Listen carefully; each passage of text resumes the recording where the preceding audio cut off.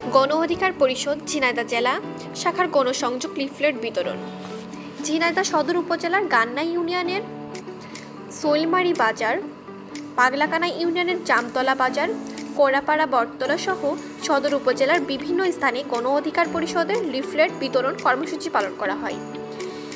জেলা গণ অধিকার পরিষদের নিয়মিত কর্মসূচি হিসেবে ঝিনাইদহ 2 আসনের বিভিন্ন এলাকায় লিফলেট বিতরণ চলছে। এই কর্মসূচির প্রধান অতিথি হিসেবে উপস্থিত ছিলেন জনাব প্রভাষক সাখাওয়াত হোসেন, সাবেক সভাপতি গণ অধিকার পরিষদ ঝিনাইদহ জেলা। আর উপস্থিত ছিলেন জেলা পেশাজীবী অধিকার পরিষদের সভাপতি রাসেল আহমেদ, সদর পৌর গণ অধিকার পরিষদের সভাপতি মোহাম্মদ মাহফুজ হোসেন, হরিণাকুণ্ড পৌর গণ অধিকার পরিষদের আহ্বায়ক মোখলেসুর রহমান টকন মিয়াসহ গণ অধিকার পরিষদের বিভিন্ন অঙ্গ সংগঠনের নেতাকর্মীরা।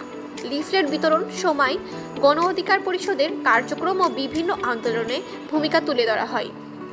জনগণ ও ভোটারদের মাঝে গণ অধিকার পরিষদের সাধারণ সম্পাদক রাশিদ খানের গ্রহণযোগ্যতা ফুটে ওঠে।